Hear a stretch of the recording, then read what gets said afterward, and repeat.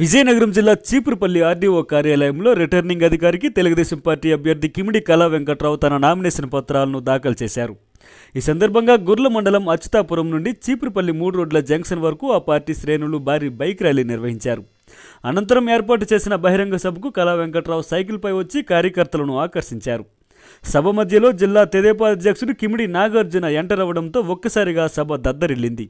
నాగార్జున రాకతో తెలుగు తమ్ములలో నూతన ఉత్సాహం వచ్చింది. ఈ సందర్భంగా నాగార్జున మాట్లాడుతూ సైకో పోవాలంటే సైకిల్ గుర్తుపై ఓటు వేసి పెదనాన్న కళా వెంకట్రావును గెలిపించాలని కోరారు. తెలుగుదేశం పార్టీ అధికారంలోకి వస్తే ప్రజలు సుభిక్షంగా ఉంటారని ఆ పార్టీ అభ్యర్థి కళా వెంకట్రావు అన్నారు.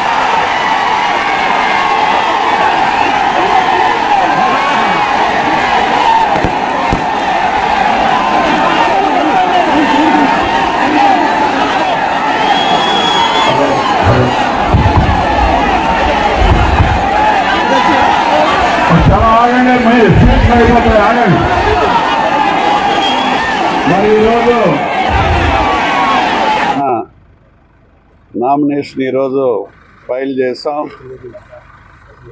మరి ఈరోజు నామినేషన్ ఫైల్ చేయడానికి ఆవాల గోపాలం అన్ని గ్రామాల నుంచి అందరూ కూడా ఎంతో ఉత్సాహంతో ఆనందంతో ఆప్యాయతతో తెల్లవారి 10 గంటలకే వచ్చారు అని అంటే రేపు రాబోయే ఎన్నికల్లో తెలుగుదేశం పార్టీ మిత్రపక్షాలు దుందుబి వాగించడం మరి 100కి 100 పాళ్ళు గెలిచే కార్యక్రమం కనిపిస్తుంది.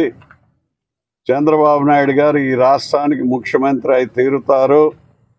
జూన్ 4వ తేదీన లెక్క పెట్టేటప్పుడు 160 సీట్లకు తక్కువ లేకుండా వచ్చేటటువంటి ప్రజాభిప్రాయం ఈరోజు మాకు కనిపించింది.